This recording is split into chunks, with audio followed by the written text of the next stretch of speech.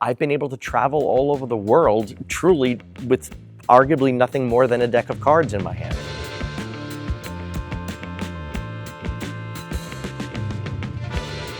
The path of marketing and the path of magic, the two areas that my life sort of traveled into, crisscrossed in a multitude of different ways.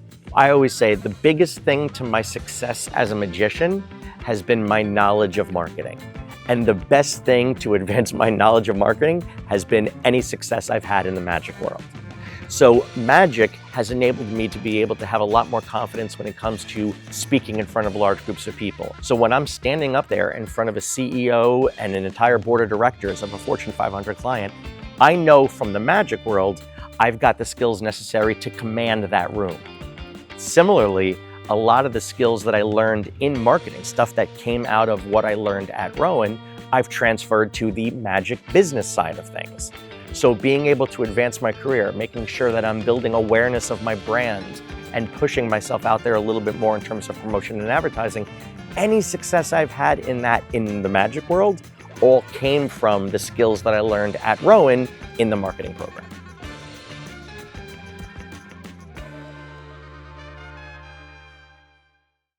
Joined by Penn Teller, here's David Corsaro. So it was in 2002 that I went on the TV show Penn Teller Fool Us, which was an incredible opportunity.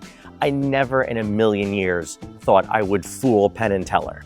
And if you've never seen the TV show, the way it works is at the end, Penn and Teller sort of privately discuss how they think the trick is done, and then they give you what they believe their answer to be. As Penn began talking and giving his explanation of what they thought I did, you could see me going from very relaxed when I thought I had no chance of winning to getting really tight and really strict, because all of a sudden I realized what was about to happen. And it was truly one of the most incredible experiences of my life. When I was on the show, the idea that I had was I wanted to do a trick that I thought would get me on television. I took this deck of cards, which they didn't know what was written on the face.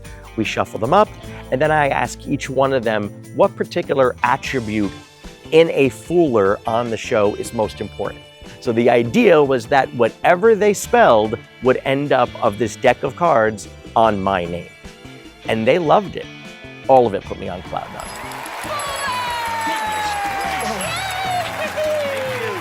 Congratulations! Oh my goodness! Thank you so much. Yay! Why I continue to do magic is the reactions that I get from other people. There was a great magician named Paul Harris who wrote this really fascinating essay called The Art of Astonishment. And the idea behind it is that everybody has certain emotions that they experience throughout the course of a day. Happiness, sadness, fear, things like that. But there's another emotion called astonishment.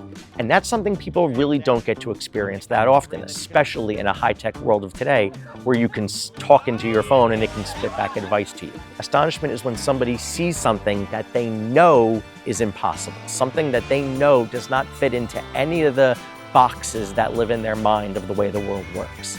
So when I do a piece of magic for somebody and I see astonishment on their face, I think that's what makes it a memory that they hold on to for a really long time.